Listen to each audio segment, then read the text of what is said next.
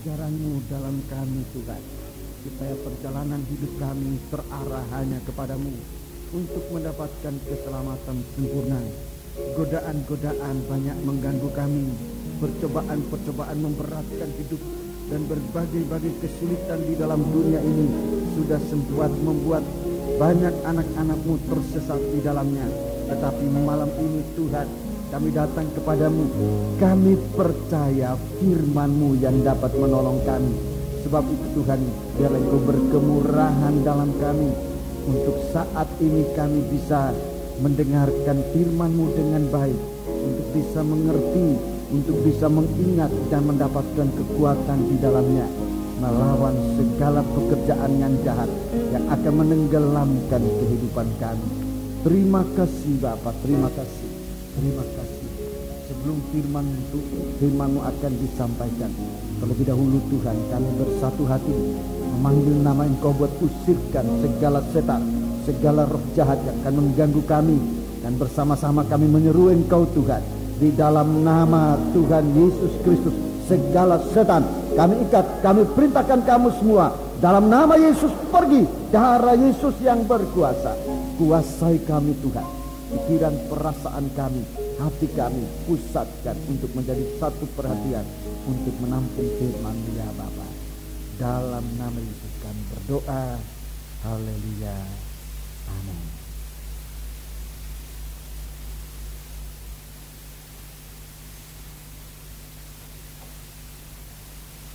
Sidang jemaat yang dikasihi Tuhan, saya menyampaikan selamat malam dan selamat berbahagia dalam menerima sabda Tuhan dalam nama Tuhan Yesus Kristus. Dan duduklah dengan tenang untuk saat pemberitaan firman Tuhan. Semua kita dapat menjaga suasana, jangan sampai ada apapun yang bisa mengganggu jalannya firman Tuhan.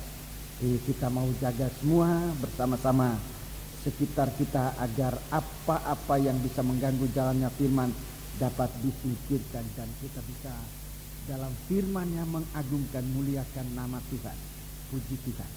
Mari kita akan bersama-sama membaca di dalam, sekarang kita sudah berada pada kitab Wahyu pasal yang ke-6.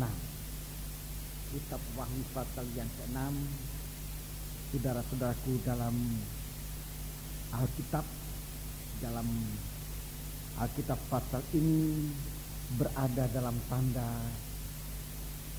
tongkat Harun yang berbunga, yang bertunas, berbunga, dan bahkan berbuahkan buah badam. Itu berarti ada tanda kehidupan. Secara keseluruhan, tongkat Harun berbicara tentang Roh El Kudus. Dan saudara-saudaraku, dalam rangkaian studi pasal-pasal ini, kita melihat dari pasal 4, di mana di sana dibeberkan tentang tahta Allah dan Dia yang duduk di atasnya, merupakan mesin kegiatan kerajaan surga yang mempengaruhi seluruh ciptaan Allah, dunia ini dan seisinya. Di sana ditampilkan Allah Bapa dengan kasih-Nya, Allah Bapa dengan kasih-Nya yang menguasai dunia ini dengan segala isinya. Kemudian kita beralih pada pasal yang kelima yang sudah kita baca beberapa waktu yang lalu, dan saya tidak dapat mengatakan sudah selesai kita bicarakan, sebab memang suatu hal itu sangat luas sekali, sehingga untuk mengatakan sudah selesai itu bagi saya terlalu berat dan bahkan mustahil. Sebab firman Allah ini tetap semakin dalam kita selami, masih lebih dalam lagi yang belum kita dapat menjangkau, dan Tuhan siapkan itu bagi kita sekalian. Sebab itu biarlah kita menekuni bagian-bagian Alkitab ini sampai sejauh mana kita bisa menjangkaunya. Dan kepada Ibrahim Tuhan perintahkan untuk menjalani negeri Kanaan. Tuhan katakan, Lihatlah negeri ini, ke timur dan ke baratnya, ke utara, ke selatan. Kemudian jalani negeri ini. Seberapa banyak yang dapat engkau jalani, sebanyak itu aku karuniakan kepadamu menjadi milik pusaka. Tidak, Tuhan berbicara terbatas pada negeri Kanaan yang ada di timur tengah sana janji Allah. Janji Allah dalam firman-Nya jauh lebih luas dari itu. Kepada kita Tuhan pun izinkan untuk mendengar janji Allah, untuk merenungkan dan mengerti serta melakukan firman itu. Seberapa banyak yang kita mau lakukan firman itu diberikan oleh Tuhan kepada kita menjadi pusaka. Dan pusaka itu tidak dapat diambil dari kita oleh siapapun juga. Itu sebabnya dalam kesempatan duduk mendengar firman Allah ini, gunakanlah waktu dengan sebaik-baiknya. Jangan kita lewatkan begitu saja, sebab akibatnya sangat terasa di akhir zaman. Pasal 5 tentang firman ini, saudara. Pasal 5 tentang pribadi, tentang oknum Allah. Yang kedua itulah Yesus sebagai anak Allah. Tadi saya sudah bicara dalam bentuk firman, logos. Dalam bentuk firman, dalam bentuk logos. Umrah dalam bahasa Ibrani-nya disebutkan umrah. Itu firman, logos. Firman yang mengajarkan kita kehendak Allah. Firman yang menyatakan kesalahan kita. Firman yang menegur kita. Firman yang menasihati kita supaya kita hidup terpelihara suci bagi Tuhan. Itu logos. Dan firman ini menjadi manusia dan dalam kemuliaan sebagai anak, ia tinggal di tengah-tengah umat manusia. Itulah Yesus Kristus, juru selamat kita. Kemudian oknum yang ketiga dari Allah ini dalam pasal ini, dalam pasal ini, pasal tentang meterai ini menampilkan oknum yang ketiga dari Allah dalam satu pribadi, itulah Roh Kudus. Kita membaca lebih dahulu di dalam pasal 6 ini keseluruhan, lebih dahulu kita akan baca. Kita lebih baik dalam studi ini, dalam pengalaman saya membaca firman, kita membaca keseluruhan, kemudian dari keseluruhan ini kita akan lihat bahagian-bahagiannya, dan dari bahagian-bahagian ini kita akan melihat hubungan satu dengan yang lain, dan di sana kita akan melihat suatu penampilan indahnya firman. Mari kita membaca mulai ayat yang pertama. Maka aku melihat anak domba itu membuka yang pertama dari ketujuh meterai itu, dan aku mendengar yang pertama dari keempat makhluk itu berkata dengan suara bagaikan bunyi guru, mari. Ya, jadi pembukaan meterai ini, saudaraku, itu bersama dengan 4 zat hidup, 4 makhluk yang kita sudah pelajari dalam pasal yang keempat itu, saudaraku. 4 makhluk yang ada di sekitar takhta. Saudaraku, dalam pembukaan ini dia tampil, saudaraku, dalam pembukaan meterai. Mulai dari meterai pertama, kedua, ketiga, keempat, 4 makhluk ini ikut serta. 2.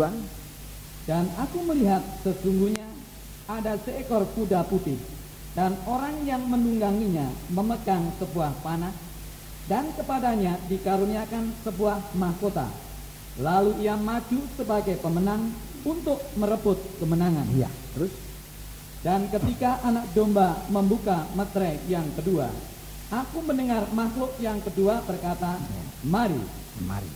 Dan majulah seekor kuda lain, seekor kuda merah padam, dan orang yang menungganginya dikaruniakan kuasa untuk mengambil damai sejahtera dari atas bumi, sehingga mereka saling membunuh.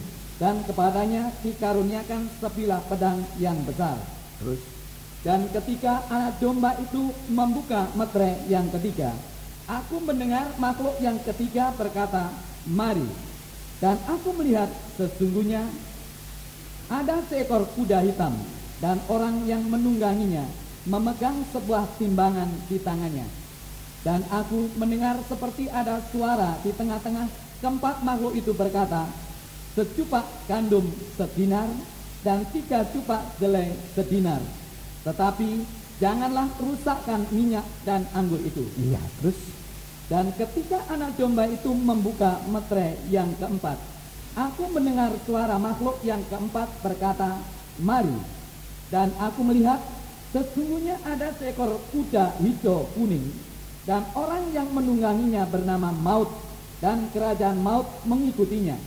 Dan kepada mereka diberikan kuasa atas 1/4 dari bumi untuk membunuh dengan pedang, dan dengan kelaparan dan sampar, dan dengan binatang-binatang buas yang di bumi. ya, sampai dengan meterai yang keempat kita melihat 4 makhluk ini, 4 makhluk yang ada di sekitar takhta ikut aktif di dalam pembukaan meterai-meterai ini dengan mengucapkan perkataan mari, mari, mari, mari, sampai 4 kali undangan ini. Kemudian ayat 9. Dan ketika anak domba itu membuka meterai yang kelima, aku melihat di bawah mezbah jiwa-jiwa mereka yang telah dibunuh oleh karena firman Allah dan oleh karena kesaksian yang mereka miliki. Dan mereka berseru dengan suara nyaring, katanya, "Berapa lamakah lagi, ya penguasa yang kudus dan benar, engkau tidak menghakimi dan tidak membalaskan darah kami kepada mereka yang diam di bumi?" Dan kepada mereka masing-masing diberikan sehelai jubah putih, dan kepada mereka dikatakan bahwa mereka harus beristirahat sedikit waktu lagi, hingga genap jumlah kawan-kawan pelayan dan saudara-saudara mereka yang akan dibunuh sama seperti mereka. Iya. Terus, Maka aku melihat ketika anak domba itu membuka meterai yang keenam, ya, sampai dengan meterai yang keenam. Terus, sesungguhnya terjadilah gempa bumi yang dahsyat, dan matahari menjadi hitam bagaikan karung rambut, dan bulan menjadi merah seluruhnya bagaikan darah. Dan bintang-bintang di langit berjatuhan ke atas bumi bagaikan pohon ara, menggugurkan buah-buahnya yang mentah apabila ia digoncang dengan angin yang kencang. Maka menyusutlah langit bagaikan gulungan kitab yang digulung, dan tergeserlah gunung-gunung atau pulau-pulau dari tempatnya. Dan raja-raja di bumi dan pembesar-pembesar serta perwira-perwira dan orang-orang kaya serta orang-orang berkuasa dan semua budak serta orang merdeka bersembunyi ke dalam gua-gua dan celah-celah batu karang di gunung. Dan mereka berkata kepada gunung-gunung dan kepada batu-batu karang itu, "Runtuhlah menimpa kami, dan sembunyikanlah kami terhadap Dia yang duduk di atas tahta dan terhadap murka anak domba itu. Sebab sudah tiba hari besar murka mereka, dan siapakah yang dapat bertahan?" iya. Jadi sampai dengan pasal yang ke-6 ini kita melihat bahwa kuasa pengaruh hukuman ini lebih meluas sampai dengan langit. Langit digulung, dikatakan langit itu menyusutlah langit bagaikan gulungan kitab yang digulung. Dulu kita tidak mengerti bagaimana langit bisa digulung, tetapi di hari-hari ini di mana penyelidikan makin meluas dan hasil penyelidikan memang mengatakan demikian, bahwa langit, lapisan-lapisan langit ini terancam robek, dan itu akan membuat banyak masalah. Saudara-saudaraku, di bumi ini dengan bertambah panasnya bumi, ini bukan suatu ramalan, tapi ini hasil penyelidikan dan dengan ilmu pengetahuan yang menggunakan alat-alat yang sangat modern. Nah, apa yang dapat dilihat bagaimana langit mulai tergulung dan lapisan-lapisan sinar matahari sudah membuat lebih panasnya matahari, melelehkan gunung-gunung es, membuat banjir tiba-tiba, sebab lelehnya es itu akan membuat banjir tiba-tiba tanpa hujan, saudara-saudaraku, dan banyak akibat-akibat lain yang sudah dapat dilihat oleh manusia lewat penyelidikan dan pengalaman-pengalaman. Cuaca tidak lagi tetap seperti apa-apa yang zaman dulu dan sudah banyak perubahan-perubahan. Ini sampai dengan ayat yang dengan meterai yang ke-6. Semuanya ada 7 meterai.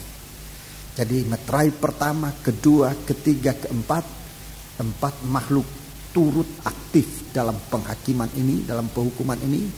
Saudaraku, kemudian kita melihat, saudaraku, bahwa sisa dari kitab Wahyu ini benar-benar berada di dalam kitab gulungan yang sangat rahasia, merupakan nasib gereja di zaman akhir.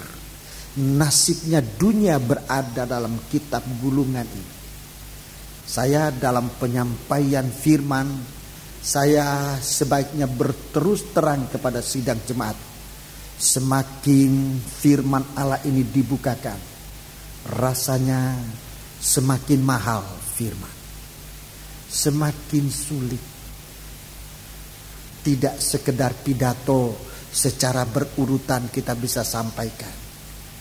Semakin Tuhan menyatakan keadaan, rasanya semakin berat untuk saudara-saudaraku menyatakan firman itu, dan firman itu benar-benar dirasakan semakin mahal.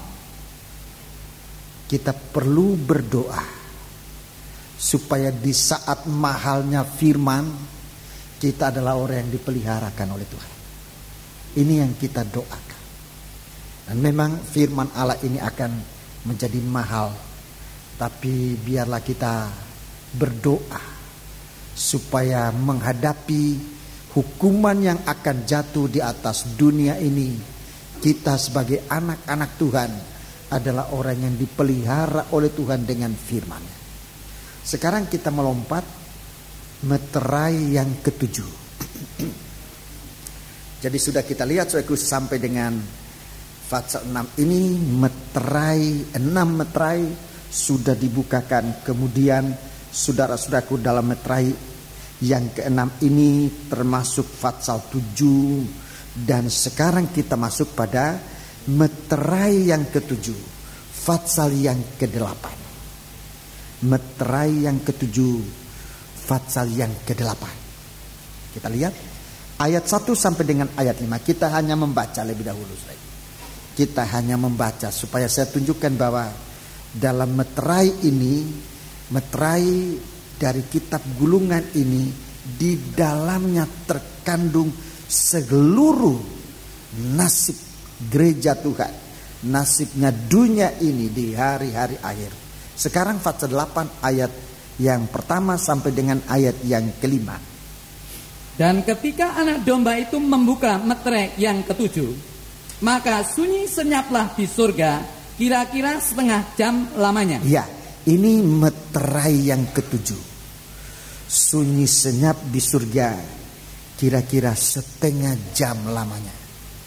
Ini, saudara-saudaraku, suatu hal yang tidak biasanya terjadi. Dalam pasal 4, pasal 5 kita melihat di surga itu penuh dengan kegiatan. Dari 4 sat, dari 4 makhluk hidup, dari 24 tua-tua, dari malaikat-malaikat, dari orang-orang suci.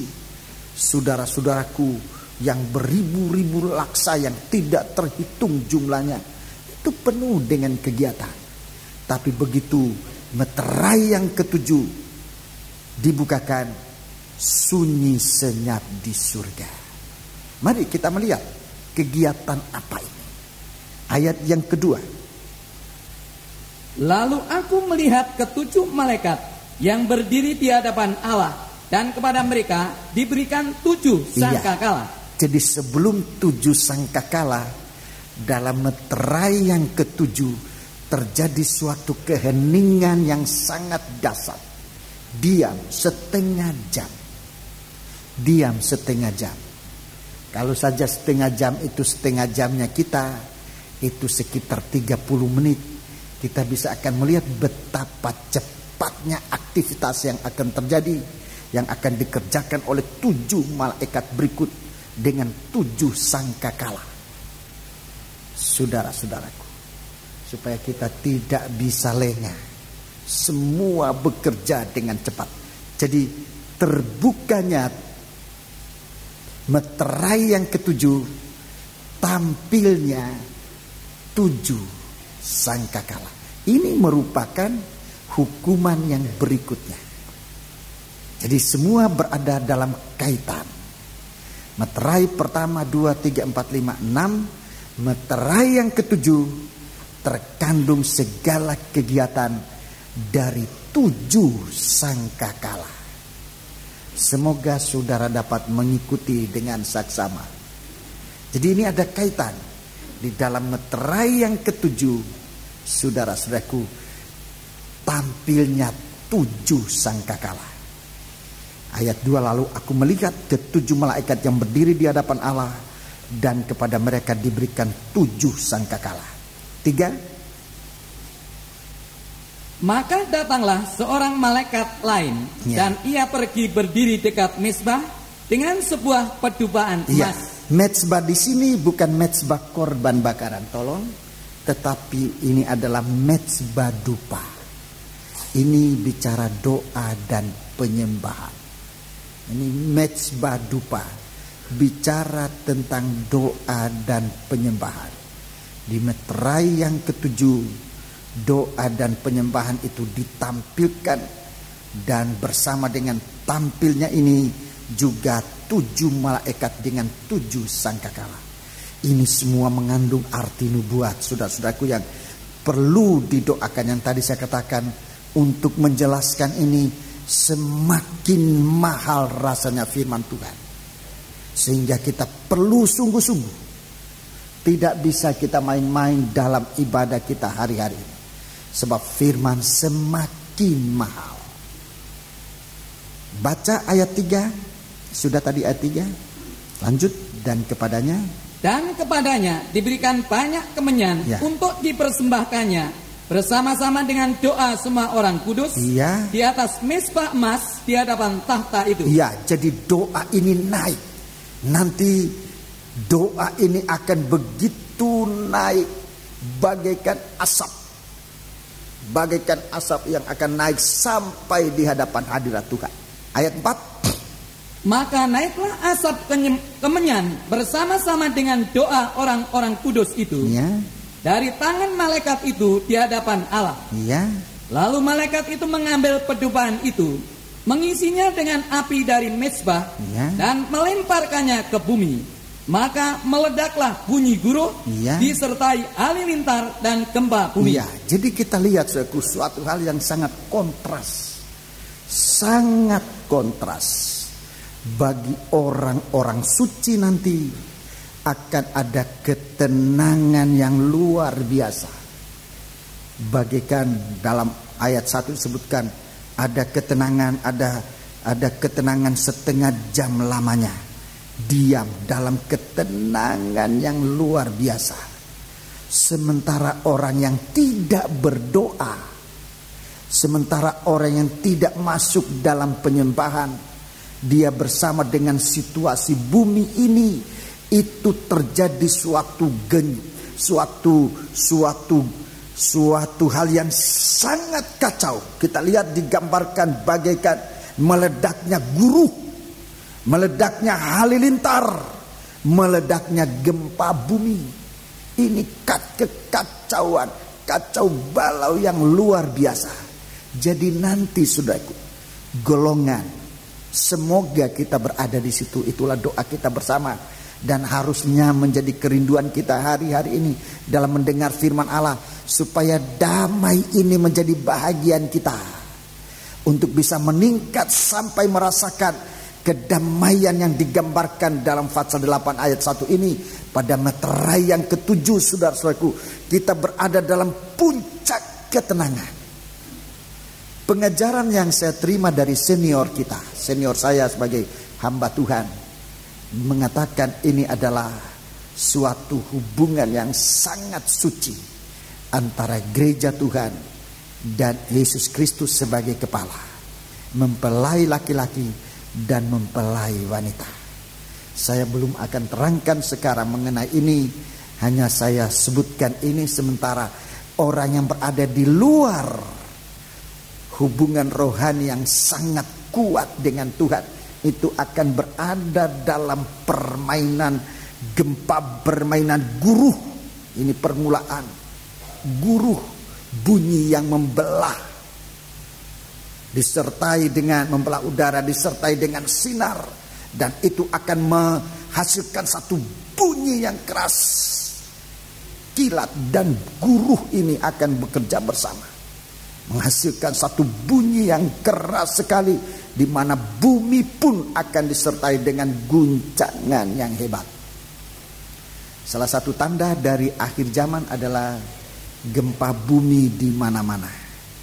Gempa bumi yang terdahsyat yang hari-hari ini sedang melanda bumi terjadi di negara Iran, dan ribuan korban sudah berguguran, saudara-saudaraku. Itu nanti akan lebih hebat lagi saat doa orang suci sudah naik sampai di hadapan hadirat. Ini bukan doa biasa. Ini bukan doa hanya memohon apa yang menjadi kebutuhan kita, sebab bagi Tuhan nanti kebutuhan kita dibanding dengan kejadian yang dahsyat yang terjadi di bumi ini, kebutuhan itu sedikit sekali. Kalau doa kita sekarang masih bingung dengan kebutuhan hidup, sementara kita tidak bisa melihat kejadian yang dahsyat, benar-benar bisa hanyut, saudara-saudara. Saya ulangi, kebutuhan hidup kita bukan tidak perlu, sangat perlu.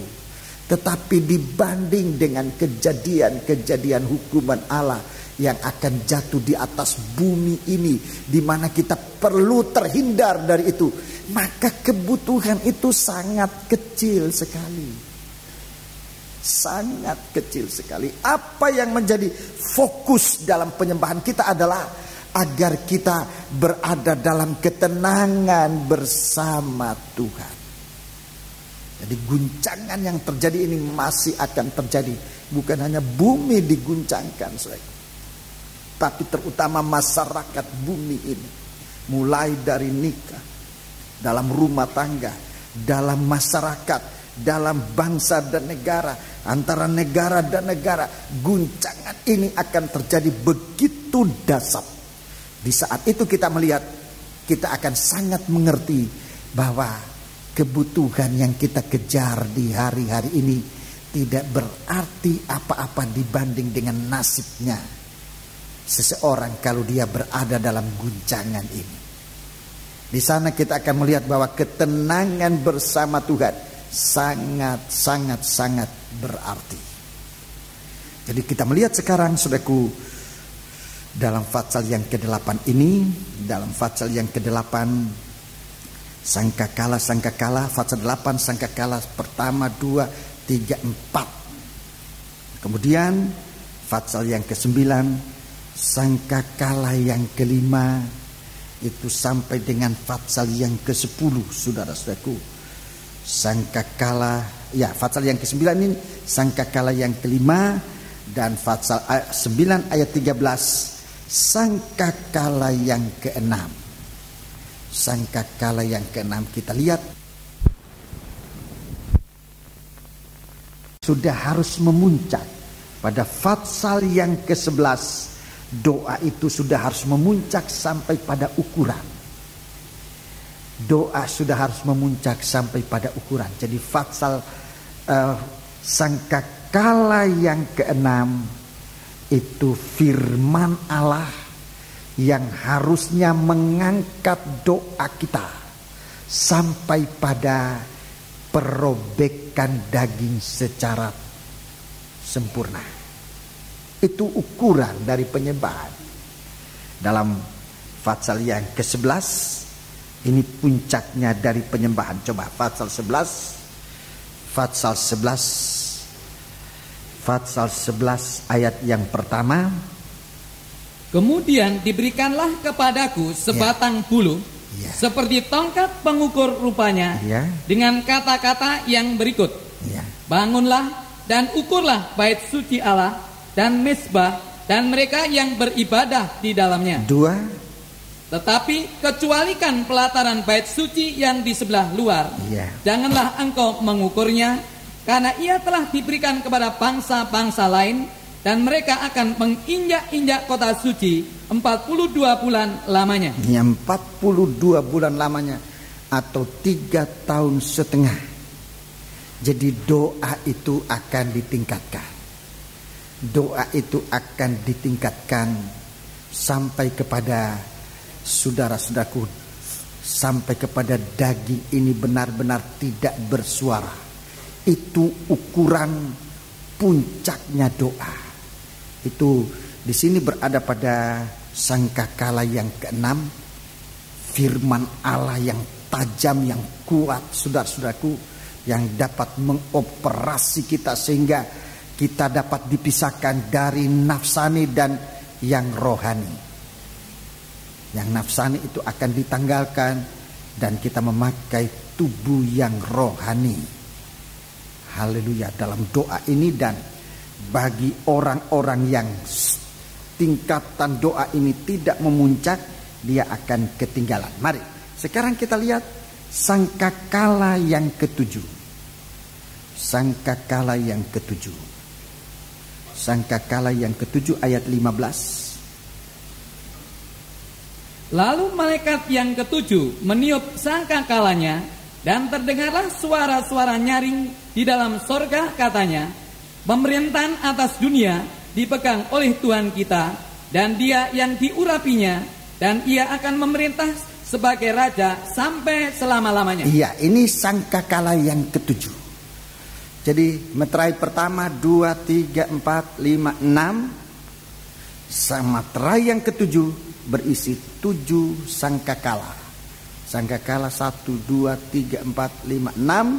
Sangkakala yang ke-7, saudara-saudaraku, pemerintahan ada dalam tangan Tuhan. Di sini dalam ayat 19 kita lihat ayat 19. Maka terbukalah bait suci Allah yang di surga. Terbukalah bait suci Allah yang di surga. Dan kelihatanlah tabut perjanjiannya di dalam bait suci itu. Dan terjadilah kilat dan deru guruh dan gempa bumi dan hujan es lebat. Iya. Jadi sudah lihat pemuncakan dari pekerjaan firman ini nanti untuk sampai pada penamatan daging itu nomor 1. Kemudian ditampilkan, kalau daging ini ditamatkan, yang ditampilkan adalah tabut perjanjian. Tabut perjanjian disebut tabut perjanjian Allah. Yang sekarang dicari oleh manusia. Tabut perjanjian ini dicari. Di mana letak tabut perjanjian ini? Di mana? Sekarang tabut ini seperti tersembunyi, dan memang saudara-saudaraku, tabut perjanjian ini tidak ditemukan di bumi ini. Sebab tabut perjanjian ini ditaruh oleh Tuhan di dalam bait sucinya. Di dalam bait sucinya. Di sana nanti kita akan menemukan bait tabut perjanjian ini. Tolong, tabut perjanjian Allah di gambar itu yang paling atas. Tabut perjanjian ini disembunyikan oleh Allah, dilindungi oleh Allah di dalam surga. Ya, ini tabut perjanjian yang sangat terpelihara, saudara-saudaraku. Nah, sekarang kalau saudara masih ingat pada BTFI yang lalu, dengan tampilnya tabut perjanjian ini, ditemukan tabut perjanjian ini, maka ditampilkan pula Wahyu pasal 12 ayat 1. Ini kegenapan dari tabut perjanjian. Wahyu 12 ayat 1. Baca. Maka tampaklah suatu tanda besar di langit. Ya.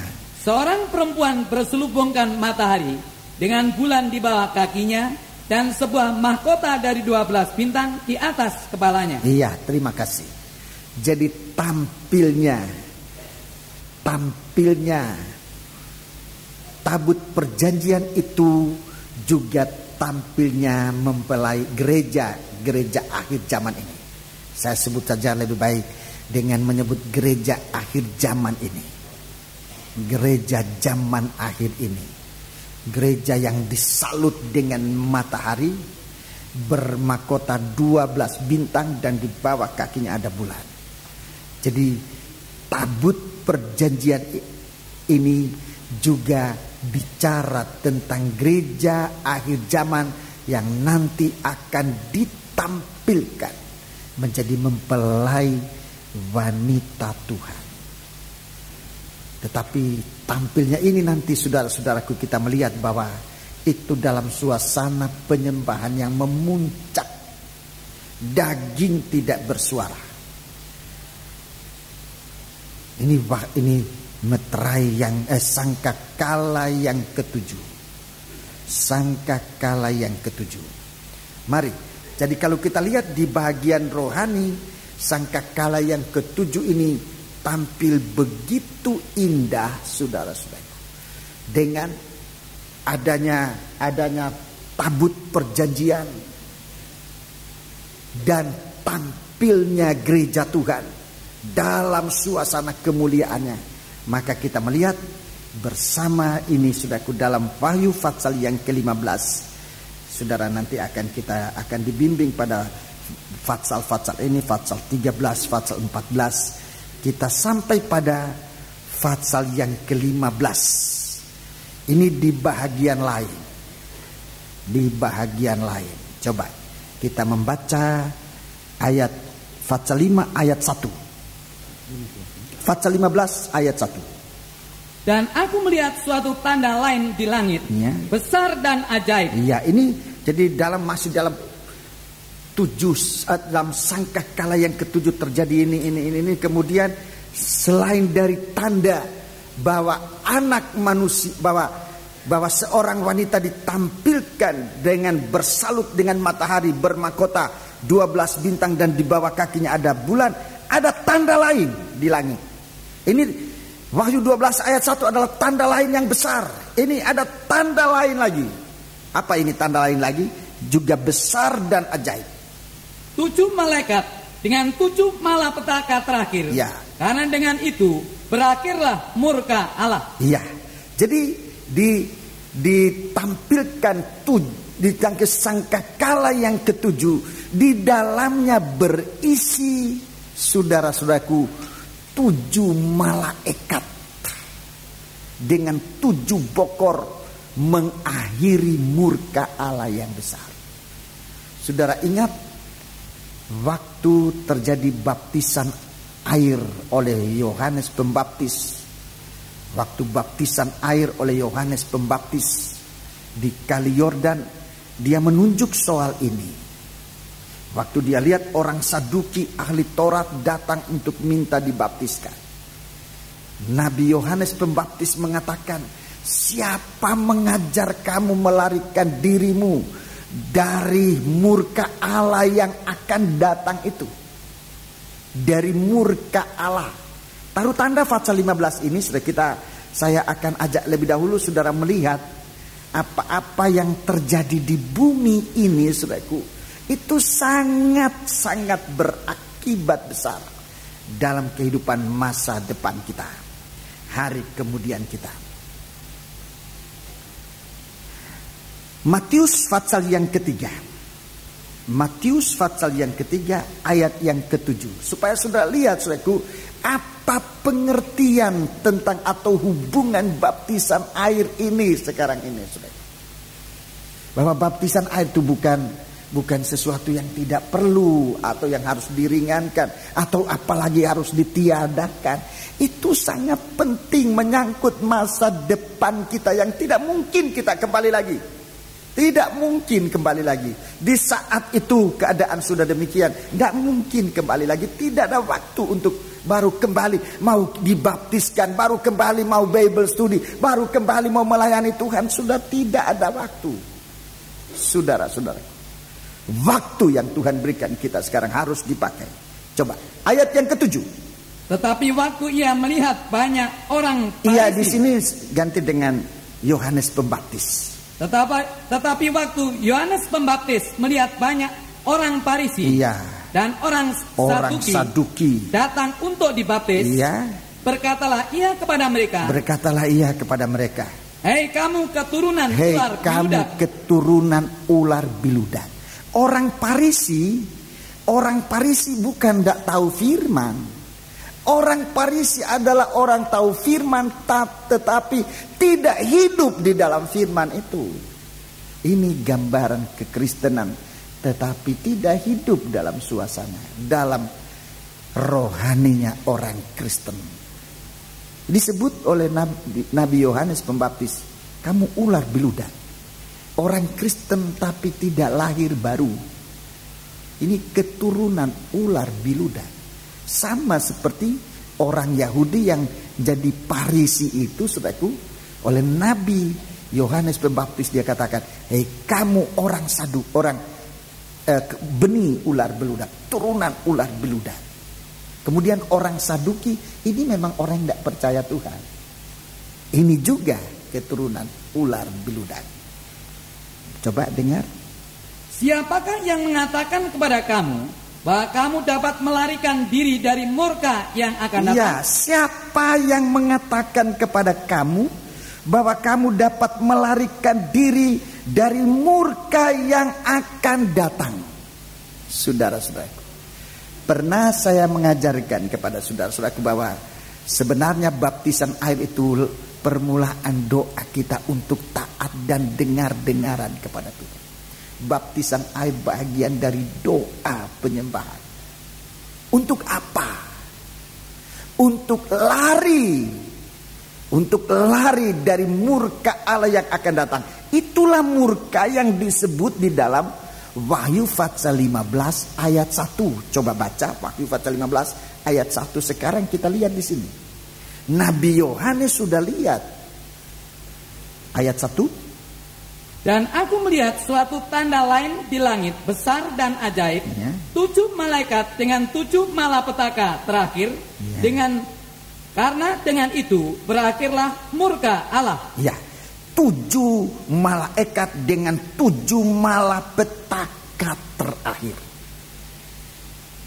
Jadi dalam baptisan air itu langkah-langkah kita melarikan diri dari pencurahan bokor ini. 7 bokor. Mari, pasal 16 seluruhnya. Saudara nanti baca di rumah. Pasal 16 seluruhnya. Inilah malapetaka yang terakhir. Inilah malapetaka yang terakhir. 7 malapetaka terakhir. Mari, sepintas lalu kita baca supaya kita melihat. Agar jangan kita main-main. Ayat yang kedua. Maka pergilah. Atau kita baca ayat 1 dan 2 lebih dahulu. Dan aku mendengar suara yang nyaring dari dalam bait suci berkata kepada ke-7 malaikat itu, pergilah dan tumpahkanlah ke-7 cawan murka Allah itu ke atas bumi. Iya. Jadi saudara-saudaraku, sudah perhatikan perkataan dan aku mendengar suara nyaring dari dalam bait suci atau dari dalam tabernakel.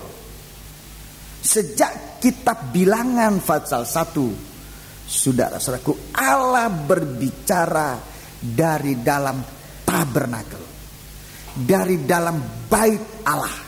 Sejak dari kitab Bilangan pasal 1. Kalau saudara periksa firman Tuhan dengan teliti, saudara akan menemukan bahwa sejak itu Allah berbicara dari dalam tabernakel, dari dalam bait suci. Sekarang tabernakel itu bukan lagi bangunan bangunan, bentuk bangunan fisik yang ada, tetapi pengajaran. Tuhan berbicara dalam pengajaran, dalam logos, dalam firman yang tergulung dan termeterai. Di sana terkandung firman Tuhan yang memberkati, atau firman Tuhan yang nanti menjatuhkan hukuman. Sampai pada hari, pada Fatsal 16 ini katakan, Allah berbicara dengan suara nyaring dari dalam tabernakel dan berkata kepada malaikat itu, pergilah dan tumpahkanlah ketujuh cawan murka Allah itu ke atas bumi. Dalam pemeriksaan firman Tuhan yang juga saya terima dari senior guru dan pendahulu dalam pengajaran ini, mengatakan bahwa masa dari murka Allah ini, dari 7 bokor ini adalah 3 tahun setengah. 3 tahun setengah. Ini 7 bokor dicurahkan. 7 bokor dicurahkan, 3 tahun setengah, sama dengan masa dari aniaya antikris. Sama dengan masa gereja Tuhan berada di padang belantara, bebas dari aniaya, bebas dari 7 bokor ini. Bebas dari 7 bokor. Itu sebabnya mulailah taat, dengar-dengaran pada firman. Baptisan air itu diberikan oleh Tuhan, test case-nya Tuhan. Sejauh mana anak-anak Tuhan mau taat, dengar-dengaran pada perintahnya. Perintah yang paling terdepan dan manusia bisa lakukan adalah masuk dalam baptisan air. Seperti Yesus juga memberi contoh teladan, karena demikianlah kita menggenapi kehendak Allah, kebenaran Allah. Dia memberikan contoh. Dan dari dalam baptisan air itu kedengaran pengakuan, suara pengakuan dari Bapa. Inilah anakku yang kukasihi, kepadanya aku berkenan. Sebab dia dengar-dengaran. Kemudian dari baptisan air dia melangkah ke atas bukit. Di sana dia berdoa. Lebih jelas hubungan antara baptisan air dengan Yesus di atas bukit berdoa. Suara itu lagi kedengaran. Inilah anakku yang kukasihi, kepadanya aku berkenan. Kemudian ditambah, dengarkanlah dia. Ini perintah Allah untuk menggenapi firman, saudara-saudaraku. Kemudian di Taman Getsemani dia berdoa, Tuhan, bukan kehendakku yang jadi, tetapi kehendak-Mu jadi. Ini melakukan kehendak Allah. Sampai daging tidak harus bersuara. Dan di atas kayu salib dia selesaikan. Dia katakan, Bapa, ke dalam tangan-Mu kuserahkan nyawaku. Dan kemudian sebelum itu dia katakan, sudah genap. Selesai. Genapnya melakukan kehendak Allah. Sampai daging tidak bersuara. Tidak menuntut. Tidak merasa mempunyai jasa di dalam pekerjaan Allah. Tidak merasa ada jasa, tidak menghitung, tidak. Semua diserahkan kepada Tuhan. Dan Tuhan yang kita layani adalah Tuhan yang tidak menipu kita. Kalau kita bisa menyerahkan semua itu, saudara-saudaraku. Dan apa yang dibukakan bagi kita adalah suasana surga, di mana itu benar-benar membuat kita bahagia. Jadi demikian kehidupan kita di sini. Wahyu Fatsal 16 ini, saudara membaca di sini ada 7, saudaraku, ada 7 bokor dicurahkan. Sampai di sini dalam Wahyu Fatsal 16 juga disebutkan sudah genap. Yesus di atas kayu salib, dia mengatakan sudah genap. Apa yang genap? Penebusan dosa atas manusia. Suara daging ini dirobek sama sekali. Tapi kalau daging tidak dirobek, Wahyu Fatsal 16 lagi akan kedengaran perkataan sudah genap atau sudah terlaksana. Apa yang terlaksana? Penghukuman atas daging yang tidak dengar-dengaran.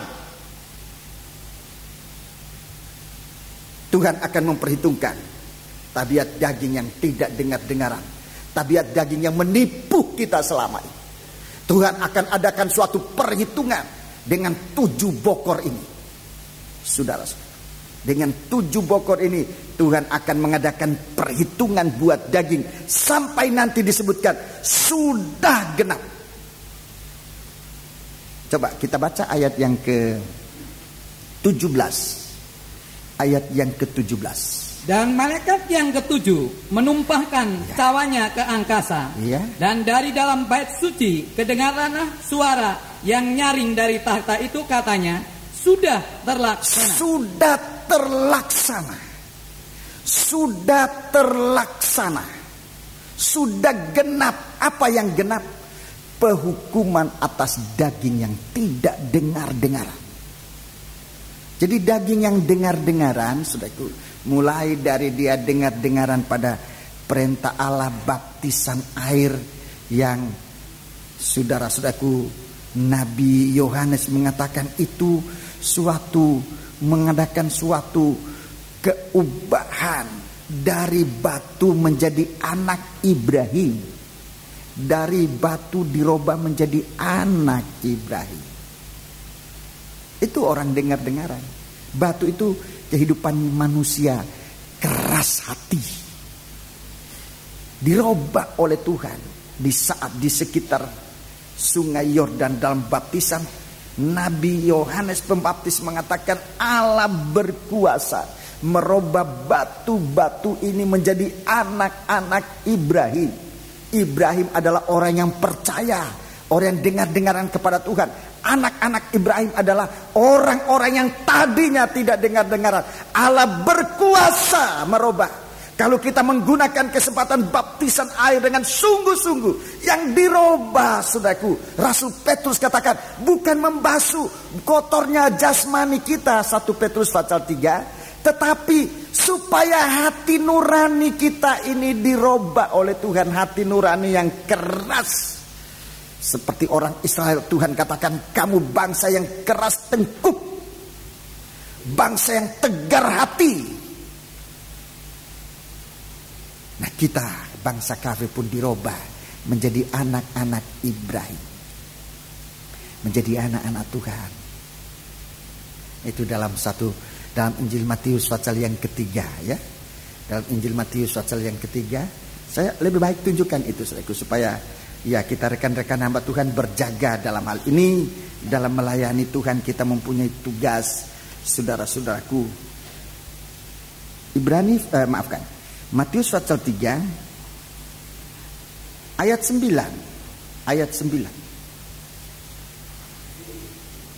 Dan janganlah mengira bahwa kamu dapat berkata dalam hatimu, Ibrahim adalah bapa kami. Terus? Karena aku berkata kepadamu, Allah dapat menjadikan anak-anak bagi Ibrahim dari batu-batu ini. Jadi anak-anak Ibrahim ini orang-orang yang dilahirkan baru dalam baptisan air itu, saudara-saudara. Lari dari penghukuman yang akan datang. Menjadi anak-anak Ibrahim yang dipelihara oleh Tuhan dalam kerajaannya. Sementara pasal 4 kita lihat ulah dari setan. Injil Matius pasal 4 kita lihat ulah setan. Ulahnya setan ini, saudara-saudaraku, banyak menggoda anak-anak Tuhan, tapi terutama hamba-hamba Tuhan. Anak-anak Tuhan digoda, tapi terutama hamba-hamba Tuhan. Sementara kita mempunyai tugas untuk merubah batu-batu menjadi anak-anak Ibrahim, setan ngajarnya lain. Coba baca pasal 4 ayat 1 sampai dengan ayat 4.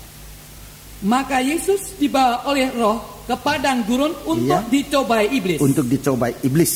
Dan setelah berpuasa 40 hari dan 40 malam, akhirnya laparlah Yesus. Jadi ini proses perobekan daging. Terus? Maka datanglah si pencoba itu dan berkata kepadanya, jika engkau anak Allah, perintahkanlah supaya batu-batu ini menjadi roti. Ini beda sekali. Robalah batu-batu ini menjadi roti. Rekan-rekan hamba Tuhan, saya mohon tanya dan kalau mau boleh jawab. Roti untuk apa? Mari rekan hamba Tuhan, bisakah menjawab? Kalau roti untuk apa? Kalau roti untuk apa? Dimakan. Kalau anak Ibrahim kan tidak dimakan.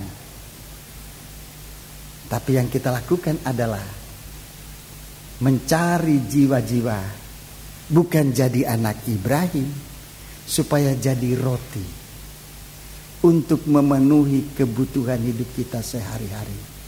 Saya mohon ampun kepada Tuhan dan kepada saudara-saudara jika saya salah dalam hal ini, tetapi terlalu banyak kenyataan di hari-hari ini.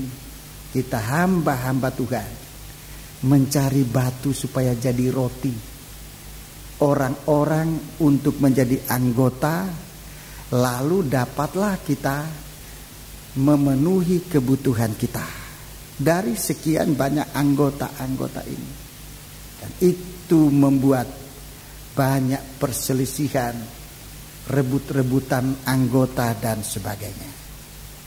Sekali lagi saya mohon maaf kalau itu tidak kita lakukan, tetapi perkataan ini harus dilakukan sebab memang nyata di hari-hari ini. Kita tidak merubah batu supaya menjadi anak Ibrahim. Banyak batu yang kita kumpulkan, tapi batu-batu ini supaya jadi emas, supaya jadi berlian, supaya jadi segala sesuatu yang menjadi kekayaan untuk memenuhi apa yang kita butuhkan, makan dan minum, pakai setiap hari. Kita perlu memeriksa diri.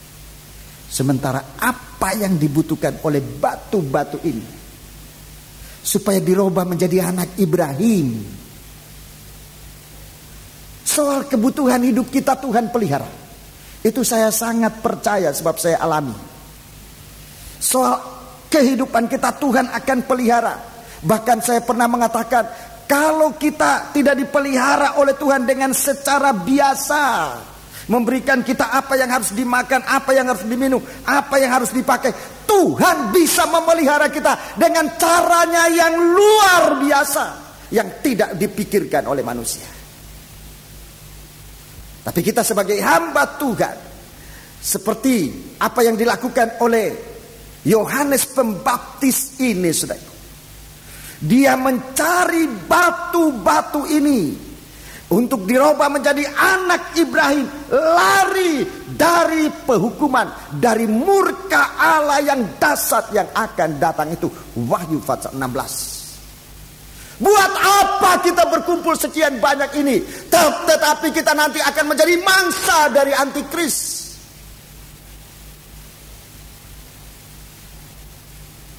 Berdoalah kita bersama-sama. Saya merindukan pelayanan ini, bukan menyiapkan santapan antikris, bukan. Supaya pelayanan ini menjadi pelayanan, supaya setiap pribadi ini menjadi anak-anak Ibrahim. Orang-orang yang taat kepada Allah, seperti Ibrahim taat kepada Allah. Sebab memang Tuhan bukakan jalan bagi kita. Waktu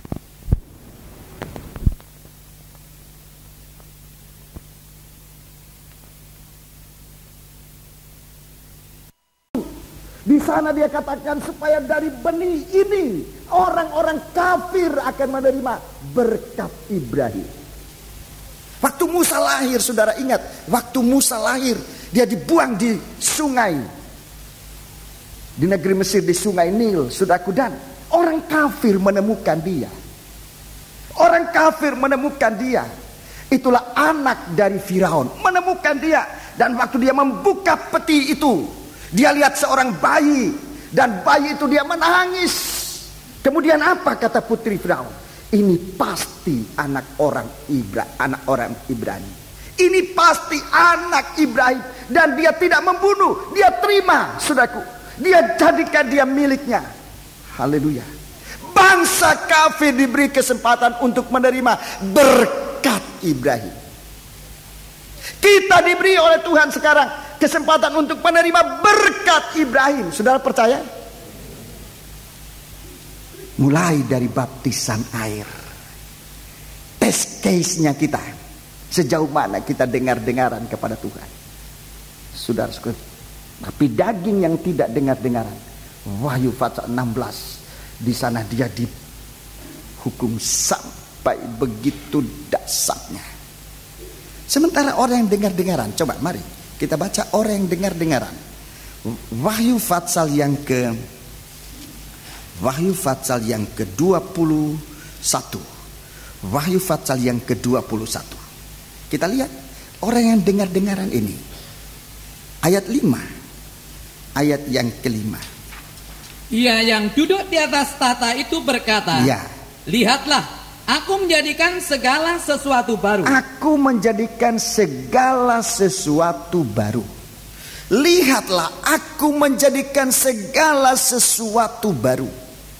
Diubah dari keras menjadi lembut, dari batu menjadi anak Ibrahim, semua menjadi baru. Sehingga saya sudah pernah katakan di dalam sidang jemaat ini dan di beberapa kesempatan, kedatangan Tuhan yang kedua kali identik dengan pembaharuan, keubahan, pembaharuan. Itu yang harus kita lihat. Kalau kita terlihat sekarang bagaimana pembaharuan dikerjakan sampai nanti meninggal. Coba ayat 5 ulang. Ia yang duduk di atas tahta itu berkata, Lihatlah, aku menjadikan segala sesuatu baru. Ya, terus. Dan firman-Nya.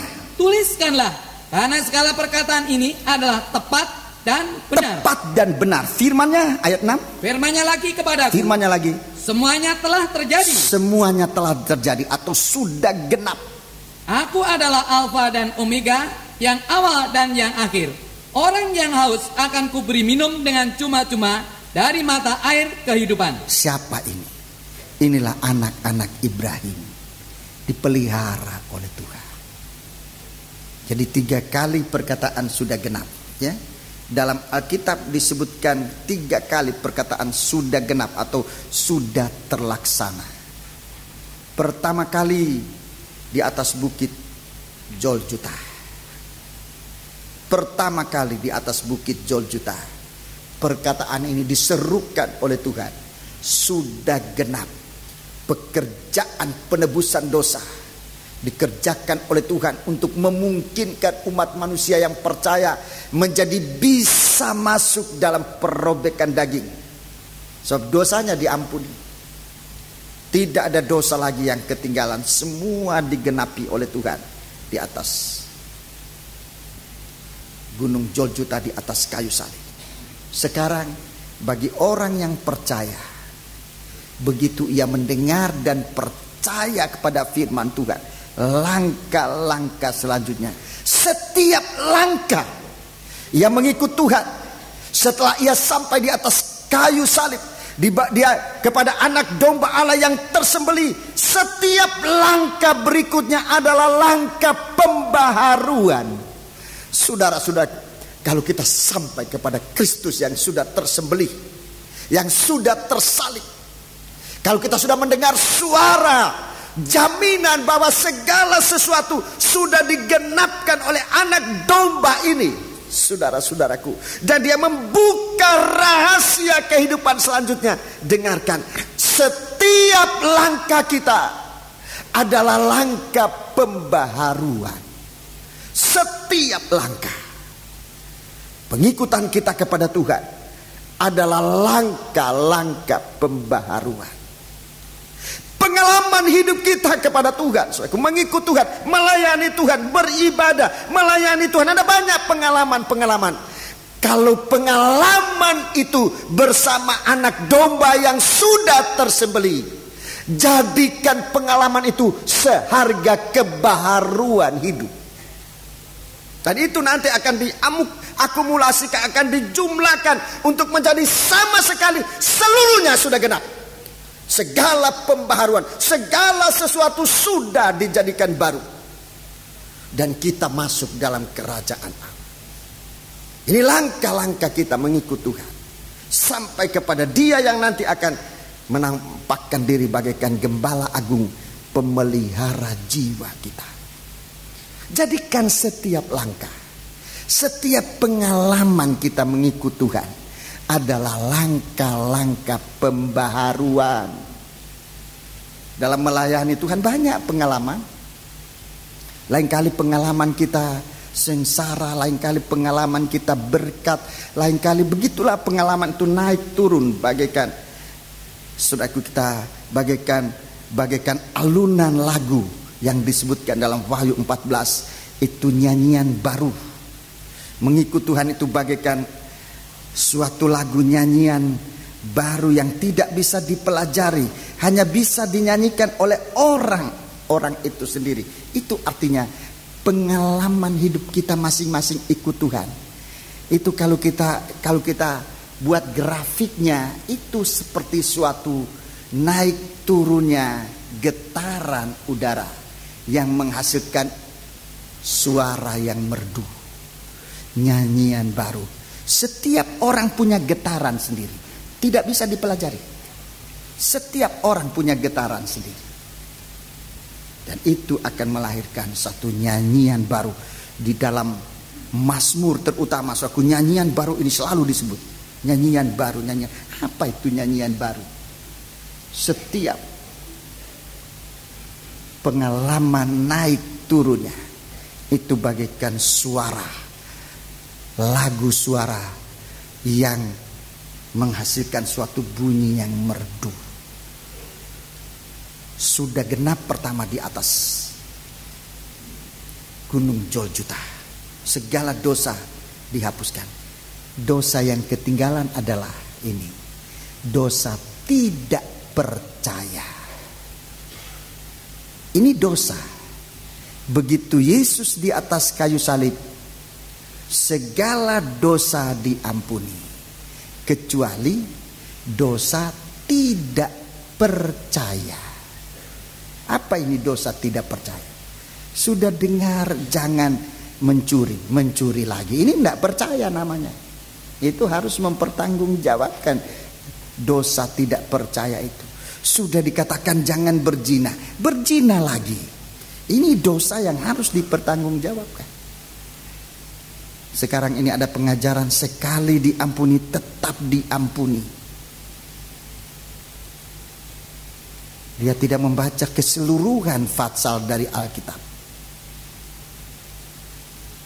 Dia tidak membaca bahwa orang yang murtad. Apa itu orang murtad? Orang yang sudah diampuni melakukan dosa lagi. Itu tidak ada pengampunan. Ibrani fatsal yang ke-6. Jadi jangan tergoda dengan macam-macam ajaran sesat. Semua dosa diampuni oleh Tuhan. Mencuri, membunuh, berzina diampuni oleh Tuhan. Tetapi sesudah itu langkah-langkah kita adalah langkah-langkah pembaharuan. Jangan ada tanda tidak percaya. Sebab tidak percaya ini juga, saudaraku, akan semakin menguat. Dari tidak percaya menjadi keras hati sampai nanti melawan Tuhan, memberontak kepada Tuhan. Dalam kitab Wahyu dikatakan, sekalipun sudah mengalami siksaan, tetapi mereka tidak bisa lagi bertobat. Tidak bisa lagi bertobat. Ini dasar. Sampai nanti kegenapannya, orang-orang tidak percaya ini, untuk kedua kali suara disebutkan, sudah terlaksana atau sudah genap hukuman atas orang yang tidak percaya. Jadi pertama dosa diampuni. Tetapi suara yang kedua buat orang yang tidak percaya akan mengalami penghukuman secara full, sudah genap. Kemudian yang ketiga kali, orang-orang yang percaya mengalami keubahan sepenuhnya. Jadi 3 kali ada suara sudah genap di dalam Alkitab. 3 kali. Bagi orang percaya dibawa ke surga. Genap, full, keobaan itu untuk layak berada dalam kerajaan surga. Semua yang ada di sana adalah orang yang mengalami pembaharuan. Sementara yang tidak percaya akan masuk di dalam api neraka. Jadi akan makin tambah jauh perbedaan. Yang suci akan bertambah suci. Yang najis akan bertambah najis. Kalau tangan kanan saya ini menggambarkan orang najis akan tambah dalam kejatuhannya. Sementara orang suci akan tambah mendekati Tuhan sampai kepada kesempurnaan kesuciannya. Ini ditulis dalam surat gulungan yang dimeterai. Tidak ada orang bisa membuka. Tidak ada orang bisa membuka. Ini sebagai satu ketetapan yang sangat teguh. Dan yang bisa membuka ini hanyalah anak domba yang sudah tersembelih. Dalam Amos kita membaca kitab Nabi Amos.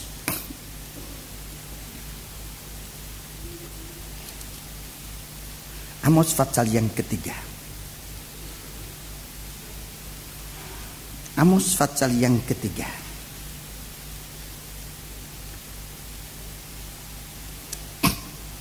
Ayat yang ke-7 dan 8. Sungguh Tuhan Allah tidak membuat sesuatu tanpa menyatakan keputusannya kepada hamba-hambanya, para nabi. Ya, Tuhan Allah tidak berbuat sesuatu tanpa menyatakan keputusannya kepada hamba-hambanya, para nabi. Nabi ini yang bernubuat. Nabi itu nubuat, karunianya nubuat, ya, dia bernubuat. Saudara-saudaraku, di dalam akhir zaman ini nubuat yang terbesar adalah pembukaan firman. Itu nubuat yang terbesar, pembukaan firman. Saudara perhatikan pembukaan firman.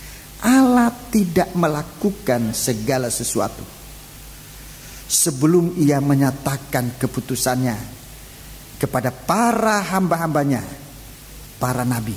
Itu pembukaan firman. Apa yang menjadi ketentuan Allah. Itu disebutkan. Ayat 8. Singa telah mengaum. Singa telah mengaum. Siapakah yang tidak takut? Ya.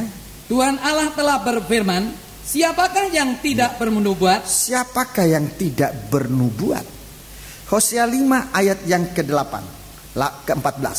Hosea pasal yang ke-5 ayat yang ke-14. Hosea pasal 5 ayat 14. Sebab aku ini seperti singa bagi Efraim dan seperti singa muda bagi kaum Yehuda. Ya. Aku ini akan menerkam lalu pergi. Aku akan membawa lari dan tidak ada yang melepaskan. Singa telah mengaum. Ini firman Allah telah dinyatakan secara jelas. Yesus adalah singa dari suku Yehuda.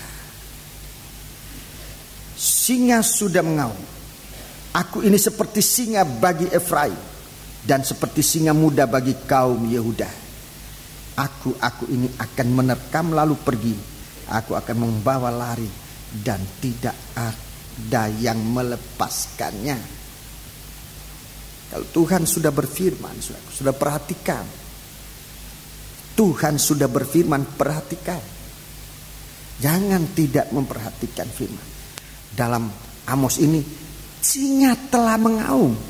Siapakah yang tidak takut? Siapa yang tidak takut? Ini adalah orang-orang akhir zaman, orang-orang yang tidak percaya. Sementara firman sudah disampaikan, tapi justru perlawanan terhadap firman yang sudah dinyatakan itu. Dasar, sangat dasar. Firman sudah dinyatakan. Singa telah mengaum. Aku adalah singa, dikatakan aku adalah seperti singa bagi Efraim. Aku seperti singa muda bagi Yehuda. Kalau dia sempat menyatakan hukumannya, siapa yang akan dapat melepaskannya? Amos dia katakan, singa telah mengaum, siapa yang tidak takut? Allah telah berfirman, siapakah yang tidak bernubuat? Siapakah yang tidak mau menerima firman Allah itu? Amsal 19, Fatsal 19 ayat 12. Amsal Fatsal 19. Amsal Fatsal 19 ayat 12. Tolong baca. Kemarahan raja adalah seperti raung singa muda. Ya, kemarahan raja adalah seperti raung singa muda. Tetapi kebaikannya seperti embun yang turun ke atas rumput. Ya. Kemarahan raja adalah seperti raung singa muda, tetapi kebaikan seperti embun yang turun. Sudah lihat siapa yang dapat membuka? Siapa yang dapat membuka gulungan ini? Jangan menangis, karena singa dari suku Yuda, ia sudah meraung. Murkanya bagaikan raung singa muda, tetapi ia juga meneteskan, saudara-saudaraku, kebaikannya bagaikan embun yang turun ke atas rumput. Kehidupan manusia biasa, tetapi yang berada dalam naungan Tuhan, menerima hujan yang turun, menerima hujan yang turun dari langit, embun yang turun ke atas rumput, yang menumbuhkan, yang menghidupkan rumput, yang saudara-saudaraku dibanding dengan kerajaan surga tidak ada arti apa-apa. Manusia ini hanya bagaikan rumput. Tapi kalau rumput yang kena embun ini, rumput yang kena firman, di mana Allah menyatakan kasihnya, baiklah kita memuji, memuja dan mengagungkan Dia. Jadi saudara-saudaraku, kita lihat kitab termeterai 7. Kitab tergulung yang termeterai dengan 7 meterai. Ini mengandung hukuman bagi dunia ini. Mengandung hukuman bagi dunia. Waktu bangsa Israel keluar dari negeri Mesir untuk mengadakan perjalanan kembali ke Kanaan, negeri perjanjian, maka negeri Mesir ditimpa dengan 10 bela, 10 kali bela. Negeri Mesir ditulahi dengan 10 tulah, dengan 10 tulah. Di akhir zaman, gereja Tuhan akan diangkat dari bumi ini, akan pergi kepada Dia liwat padang gurun, liwat padang gurun, seperti orang Israel. Saudara catat saja ayatnya, Keluaran Fatsal 19. Seperti bangsa Israel dibawa kepada Tuhan di padang gurun, seakan di atas sayap burung Raja Wali atau burung Nazar, untuk menjadi bangsa pilihan Allah. Di dalam Keluaran Fatsal 19, di sana Tuhan bicara bangsa Israel ini akan menjadi bangsa pilihan Allah. Rumput yang disirami dengan embun surga. Mereka makan roti bersama dengan embun ini. Mereka makan roti di waktu pagi dan sore hari. Makan burung darah. Minum dari air yang keluar dari batu karang yang menyertai mereka. Ini pemeliharaan Tuhan pada rumput ini. Rumput di padang belantara. Itulah bangsa Israel. umat pilihan Allah. Sementara negeri Mesir sudah ditulahi 10 hukuman. Ini akan terjadi hari ini. Hari-hari ini. Di mana gereja Tuhan, saudara-saudaraku, akan keluar. Kapan gereja Tuhan keluar? Dengarkan. Di saat amarah. Di saat amarah setan dan penduduk bumi ini terhadap orang percaya sudah memuncak. Anak-anak Tuhan akan dibenci tanpa sebab. Tetapi saudara-saudaraku, itu mempercepat gereja Tuhan akan dibawa oleh Tuhan. Akan dibawa oleh Tuhan lagi kali ini.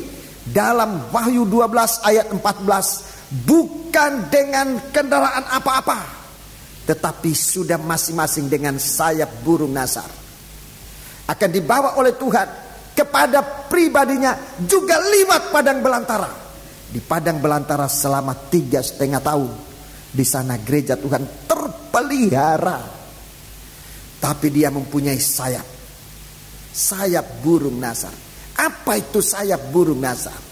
Sayap burung nasar adalah firman Allah yang tumbuh. Firman Allah yang hidup. Bagaimana perkembangan firman Allah? Dengar baik-baik. Bagaimana firman Allah menjadi sayap dalam hidup kita? Firman Allah, Roh Kudus, 2 sayap. 2 sayap. Firman Allah dan Roh Kudus. Bagaimana firman Allah dikatakan bisa menjadi sayap? Dengarkan. Dimulai dengan saat kita mendengar. Firman Allah itu hanya tumbuh jikalau saat kita mendengar firman Allah, kita ada perhatian penuh. Kalau main-main firman Allah tidak bisa tumbuh, tidak bisa. Itu logis, dalam pemikiran itu sangat logis. Kalau kita main-main tidak konsentrasi saat firman Allah disampaikan, tidak bisa tumbuh firman Allah itu jadi sayap, nggak bisa. Saat ini orang-orang tidak merasa apa, bisa mendengar dengan baik atau tidak. Saat ini orang acuh tak acuh. Tapi saudara akan lihat nanti di saat anak-anak Tuhan akan terangkat dengan sayap burung nasar. Di sana baru saat penyesalan. Menangis tapi tidak ada artinya lagi. Mau mendengar firman tapi firman tidak ada lagi. Mana firman? Mana firman? Firman sudah terangkat dengan orang-orang yang sangat memperhatikan firman, yang merindukan firman, yang datang dari jauh, yang sangat merindukan firman Tuhan. Firman Tuhan sudah bagi dia bagaikan sayap tumbuh. Jadi mulai tumbuhnya sayap ini saat mendengar firman. Itu sebabnya saya sangat memperhatikan, dan pada umumnya doa firman saya pegang sendiri. Doa untuk masuk firman pada banyak kali saya pegang sendiri. Sebab saya merindukan ini, saudara. Supaya kita punya pikiran, kita punya hati dapat disatukan. Dapat dikonsentrasikan untuk bisa mendengar firman. Ayat yang sangat populer bagi saudara hari-hari ini, Lukas 8 ayat 18. Ya. Lukas 8 ayat 18. Perhatikan cara kamu mendengar firman. Itu permulaan. Kalau mendengar firman Allah aja sudah tidak benar, mustahil firman tumbuh dalam kehidupan. Perhatikan cara mendengar firman. Kedua, perhatikan bagaimana kita menampung dalam pengertian akal kita ini. Itu firman menjadi tumbuh, akan menjadi sayap. Kita mengerti. Sekarang kita bagaikan, maafkan saya menggunakan istilah ini bukan bermaksud menghina saudara, tidak, atau seorang pun tidak. Sekarang kita bagaikan lembu-lembu yang makan rumput, bagaikan domba-domba yang makan rumput. Kita makan sebanyak-banyaknya. Kita dengar. Nanti di rumah ada kesempatan untuk memama biak. Ini untuk membantu pengertian otak. Memama biak. Mengulangi firman tadi yang diberitakan. Kebanyakan orang-orang Kristen di hari-hari ini kalau pulang dari gereja, orang tanya, tadi pendeta bawa ayat apa? Apa ya? Malah dia balik tanya, apa ya? Lupa. Tapi coba kalau Judge Bao sampai lenggangnya bagaimana Judge Bao jalan, dia bisa tiru. Ngomongnya bisa Judge Bao atau apakah sekarang begitu.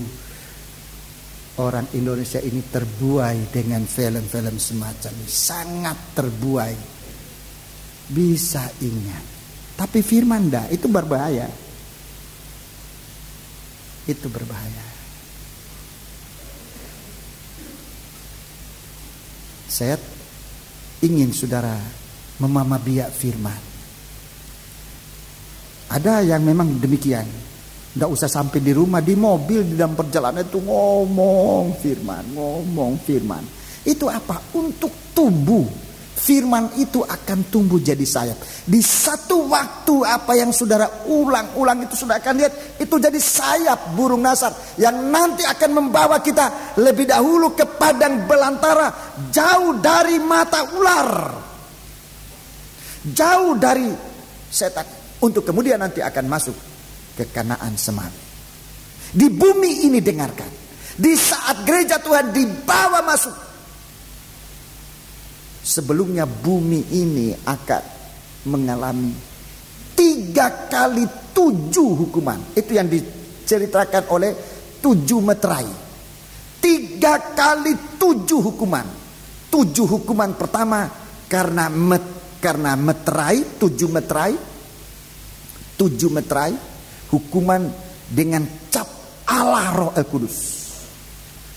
7 meterai ini hukuman yang dicap oleh Allah Roh Kudus. Kemudian 7 sangkakala. 7 sangkakala itu penghukuman yang dicap oleh Allah Anak. Hukuman dengan cap Allah Anak. Sebab melanggar firman.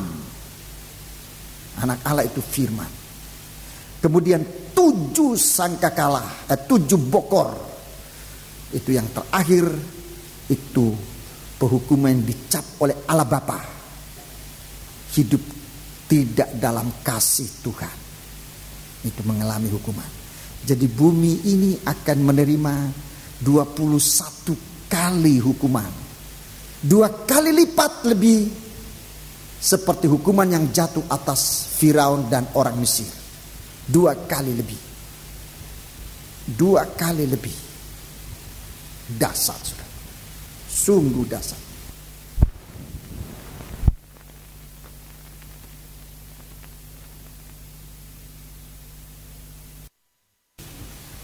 Singa telah mengaum, siapakah yang tidak takut? Allah tidak akan berbuat sesuatu sebelum ia nyatakan kepada hambanya para nabi. Sebelum Sodom dan Gomora, sebelum Sodom dan Gomora dibinasakan dengan hukuman api, saudara-saudaraku, Tuhan berbicara kepada Ibrahim. Tuhan kasih tahu lebih dahulu kepada Ibrahim apa yang ia harus lakukan. Saudara-saudaraku, demikian di hari-hari ini Tuhan memberitahu kita apa yang akan terjadi. Tetapi seperti tadi saya katakan, sungguh berat. Ibrahim, dia harus bertalu-talu, berulang kali merendahkan diri untuk mohon kemurahan Tuhan, mohon kemurahan Tuhan. Sementara bumi ini pun akan dihukum seperti hukuman yang jatuh di zaman Lut, yaitu dengan api. Tidak hukuman yang jatuh seperti di zaman Nuh dengan air, tetapi di akhir zaman itu hukuman, di akhir zaman ini hukuman akan jatuh seperti hukuman yang jatuh atas Lut, Sodom dan Gomora. Tetapi lebih dahulu Allah memberitahu Hari-hari ini mari kita berdoa sungguh-sungguh. Sebab ini bukan ilmu. Kalau ilmu ada bukunya. Tetapi ini ilham dari Tuhan. Kita perlu berdoa kepada Tuhan. Kita perlu berdoa supaya Tuhan nyatakan kepada kita dengan jelas. Agar tidak terjadi penyesalan di kemudian hari. Tuhan sudah berfirman. Mari kita mau melakukan. Mari kita mau mengerti. Dari akal kita mengerti, turun di hati kita. Hati kita menjadi percaya dan melakukan. Itulah sayap burung nasar. Itulah firman yang tumbuh. Ulangi, mendengarnya benar, mengertinya benar, beriman kepada firman dan melakukan. Itulah firman yang tumbuh menjadi sayap burung nasar. Itulah yang nanti akan mengangkat kita. Itulah yang merubah kita, membaharui kita. Setiap langkah kita dibaharui di dalam Dia. Puji Tuhan. Kita mau bangkit berdiri. 204 nyanyian rohani. Inilah firman Tuhan yang membimbing kita. Sungguh kurasa kekuatan-Mu ya Allah. Pelayan-pelayan perjamuan suci, silakan maju ke depan. Haleluya.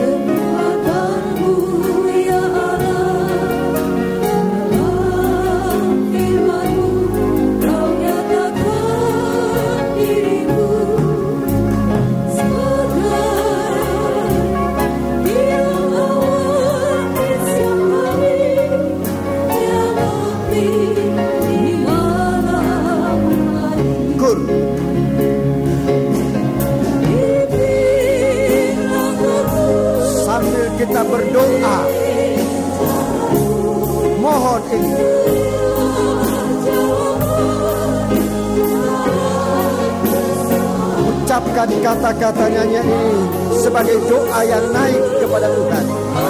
Kur.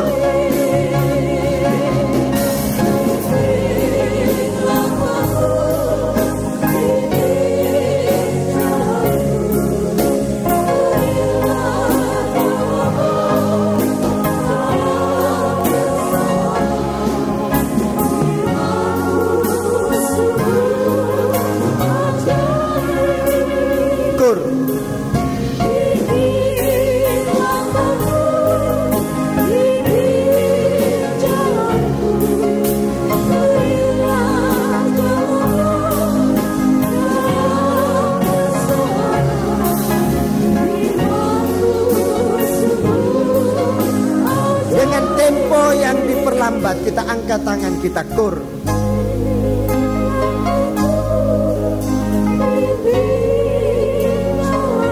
Angkat tanganmu jika saudara merindu untuk menyembah Dia. Sambil ucapkan kata-kata ini dari mulut yang merindukan bimbingan Tuhan dalam firman-Nya. Haleluya. Kur. Haleluya. Haleluya.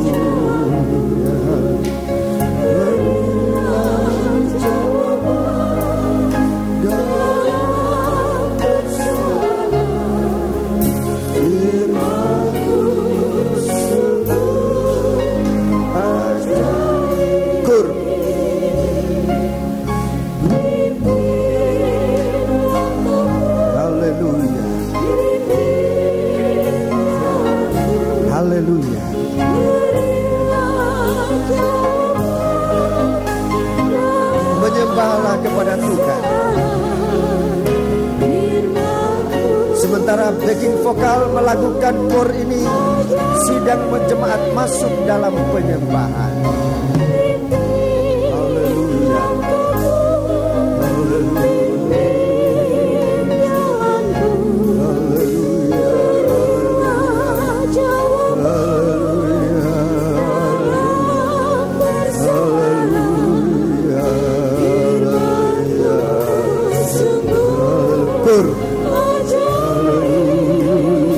Haleluya.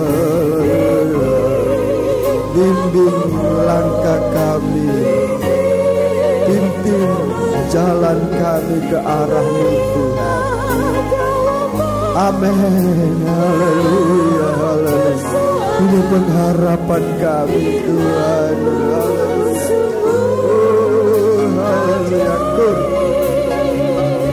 Haleluya.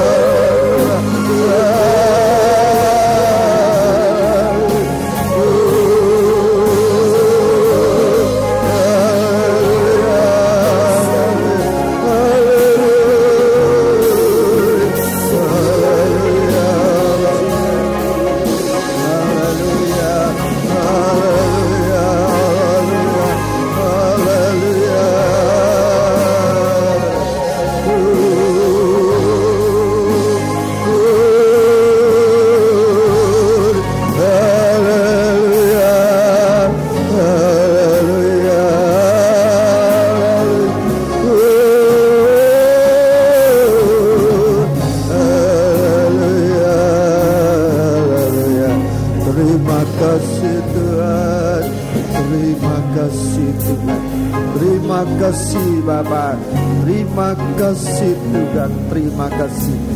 Haleluya, haleluya, haleluya, haleluya. Tolong kami para hamba-hamba-Mu Tuhan, dalam pelayanan kami masih banyak kekurangan kami. Tolong umat-Mu Tuhan, tolong kami semua untuk kami berubah menjadi seperti Engkau dalam kebenaran-Mu Tuhan, menjadi seperti Engkau dalam kesucian-Mu, menjadi seperti Engkau dalam kasih-Mu Tuhan, dalam kesempurnaan ya Tuhan. Terima kasih. Semua hanya Engkau yang dapat menolong kami, membentuk kami menjadi satu kehidupan yang dapat ditulisi bagaikan batu yang dipahat oleh Dikau untuk menulisi firman-Mu dalam kami, dan kami hidup hanya bagi Dikau. Terima kasih Tuhan. Haleluya. Terima kasih. Segala puji hormat hanya bagi Dikau. Saatnya kami akan terima firman-Mu yang sudah menjadi darah dan daging. Kami akan makan, kami akan minum. Biar firman-Mu mendarah daging dalam kami Tuhan. Hanya layakkan kami menerima berkat dari perjamuan suci ini.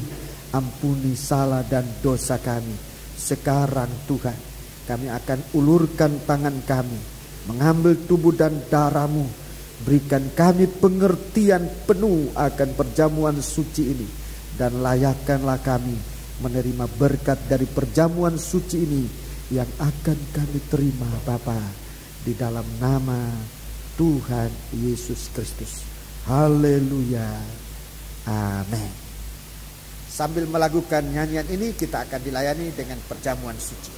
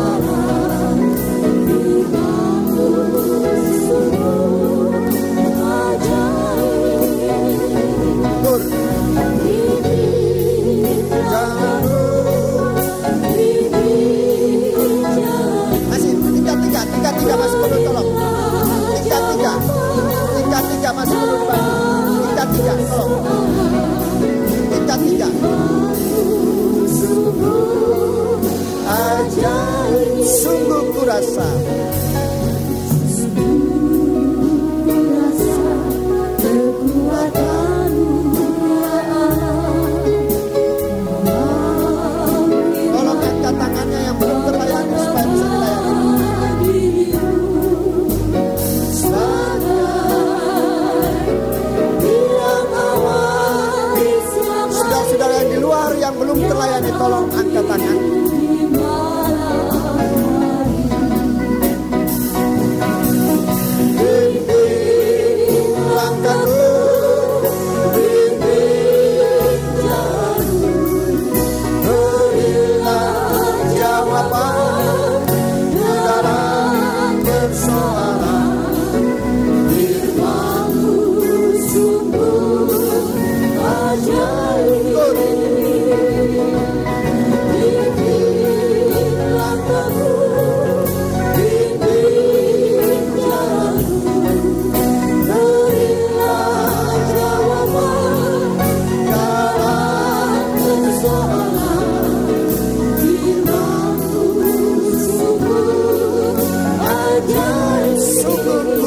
Kekuatanmu ya Allah.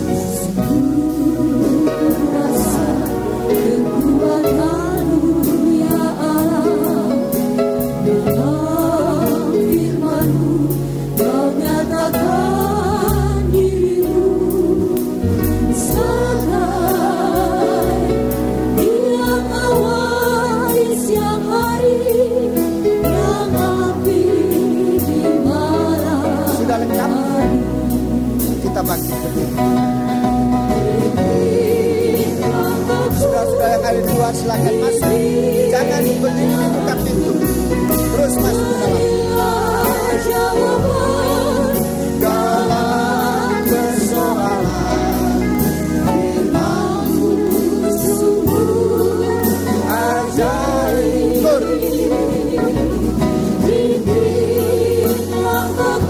Sampai kita angkat tubuhnya Kristus. Haleluya. Jawaban dalam persoalan firman-Mu sungguh ajaib. Kita angkat tubuhnya Kristus lebih tinggi dari kepala. Roti ini sudah didoakan dan diberkati Tuhan. Sekarang yang kita pegang adalah tubuhnya Kristus. Di tangan kiri ada darahnya Kristus. Tubuh dan darah ini firman yang sudah menjadi darah dan daging yang nanti dapat kita makan. Kita bisa rasakan kekuatannya. Kuasa kemampuannya menghapus dosa kita. Kemampuannya untuk menghidupkan kita. Sebab tubuh Kristus adalah makanan yang sungguh-sungguh. Siapa yang makan tubuhku ia hidup. Darahku adalah minuman yang sungguh-sungguh. Siapa yang minum darahku ia memiliki hidup yang kekal. Kita angkat tubuhnya Kristus dengan tangan kanan. Sebab apa yang telah kuteruskan kepadamu telah aku terima dari Tuhan, yaitu bahwa Tuhan Yesus pada malam waktu ia diserahkan mengambil roti, dan sesudah itu ia mengucap syukur atasnya, ia memecah-mecahkannya dan berkata, dengarkan baik-baik, inilah tubuhku yang diserahkan bagi kamu. Perbuatlah ini menjadi peringatan akan aku. Haleluya. Kita makan bersama-sama dengan percaya dalam nama Yesus.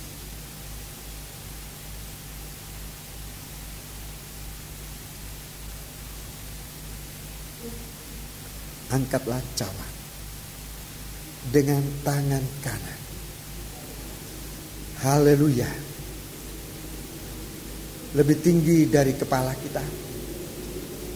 Haleluya. Percaya ini darah menghapus dosa untuk membaharui kita. Haleluya. Dia anak domba Allah yang sudah tersembelih. Di tangan kanan bukti dia sudah tersembelih. Dari dagingnya kita sudah makan, darahnya sekarang kita angkat lebih tinggi dari kepala. Demikian juga ia mengambil cawan sesudah makan lalu berkata, cawan ini adalah perjanjian baru yang dimeteraikan oleh darahku. Perbuatlah ini setiap kali kamu meminumnya menjadi peringatan akan aku. Haleluya. Kita minum bersama-sama dengan percaya dalam nama Yesus.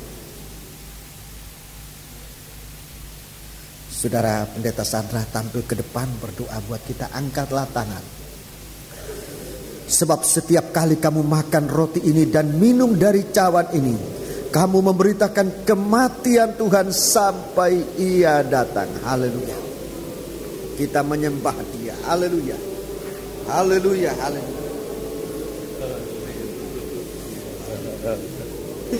Haleluya.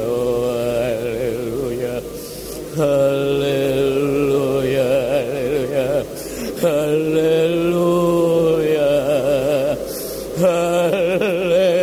Haleluya. Haleluya. Haleluya. Haleluya. Haleluya. Engkau yang layak kami sembah Tuhan. Haleluya. Haleluya. Malam hari ini Engkau telah menyatakan kasih-Mu dalam kehidupan kami. Sekalipun kami Tuhan telah dikotebus oleh korban-Mu Tuhan, kami mengakui masih begitu banyak kekurangan-kekurangan kami, kesalahan-kesalahan kami, terutama kami sebagai hamba-hamba-Mu. Tetapi Tuhan, haleluya, pada malam hari ini Engkau telah mengampuni kami semua atas segala dosa kami, kesalahan kami Tuhan. Marilah Tuhan, Engkau tolong kehidupan kami, haleluya, boleh memiliki satu kehidupan dalam ibadah dan pelayanan kami sesuai yang Dikau kehendaki. Kami tidak ada kemampuan, tetapi tolong kami supaya kami Tuhan dalam hidup kami menyembah kepada-Mu sampai penyembahan yang mendapat ukuran, penyembahan yang diukur, haleluya, sehingga kami akan luput daripada waktu 3,5 tahun zaman antikris yang sangat ganas, yang sangat mengerikan Tuhan. Haleluya, haleluya. Tuhan, terima kasih atas firman-Mu yang kami terima pada malam hari ini, supaya jangan kami Tuhan menerima murka Allah Tuhan yang begitu dahsyat yang Kau sediakan bagi kehidupan yang tidak mau mendengarkan firman-Mu. Haleluya, haleluya. Oleh sebab itu, jika kami telah mendapat kemurahan Allah masuk dalam baptisan air seperti Engkau dibaptis Tuhan, kami percaya kami akan luput daripada murka Allah yang akan jatuh ke dalam dunia ini Tuhan, terutama kepada orang-orang yang tidak percaya kepada-Mu Tuhan. Malam hari ini terutama kami para hamba-Mu, haleluya, mohon ampun Tuhan, haleluya, haleluya. Kami mencari jiwa-jiwa, bukan menjadikan batu menjadi anak-anak Ibrahim Tuhan, tapi mencari jiwa Tuhan, batu menjadi roti Tuhan. Kami mohon ampun Tuhan atas kesalahan kami pada malam hari ini. Betapa ruginya kami, terutama sebagai para hamba-Mu, jika tidak mendengar firman-Mu malam hari ini Tuhan. Dengan Kau berikan kesempatan kami dapat mendengarkan firman-Mu, Engkau ada satu rencana yang baik bagi kami, terutama para hamba-Mu, supaya dalam kami melayani pekerjaan-Mu Tuhan, membawa jiwa-jiwa itu menjadi anak-anak Ibrahim Tuhan. Terima kasih Tuhan, terima kasih, terima kasih. Dan mari Tuhan, Kau jadikan kami semua sekali kelak kami boleh menerima dua sayap burung nasar yang akan melepaskan kami Tuhan dari aniaya 3,5 tahun, dan kami boleh tinggal di padang belantara Tuhan, tempat yang Kau telah sediakan bagi kami. Oleh sebab itu Tuhan, haleluya, untuk Tuhan kami terlepas dari aniaya, berikan kepada kami untuk selalu kami mendengarkan firman-Mu Tuhan. Sebab mendengarkan firman-Mu itu merupakan pertumbuhan Tuhan bagi saya burung nasar Tuhan. Haleluya, haleluya. Dan setelah kami mendengarkan firman-Mu, supaya kami menjadi mengerti Tuhan. Haleluya. Tolong kami ya Tuhan, untuk suka mendengarkan firman-Mu dengan sikap yang baik dan mengerti firman-Mu, karena itulah dua sayap burung nasar yang akan menolong kami. Terima kasih hamba-Mu bersama-sama dengan sehati berdoa buat hamba-Mu yang sudah menyampaikan firman-Mu. Tuhan, Engkau pakai hamba-Mu ini hari-hari yang mendatang, melebihi hari yang sudah-sudah, dengan pembukaan rahasia firman-Mu yang membuat kehidupan kami makin hidup di dalam pembaharuan Tuhan. Haleluya. Terima kasih, berikan hikmat akal budi yang dari atas, terutama sungguh pembukaan rahasia firman-Mu bubuhkan atas mulut hamba-Mu ini yang kami tunggu dan kami nantikan. Berita ini yang Kau telah percayakan kepada hamba-Mu ini. Inilah doa kami malam hari ini. Haleluya.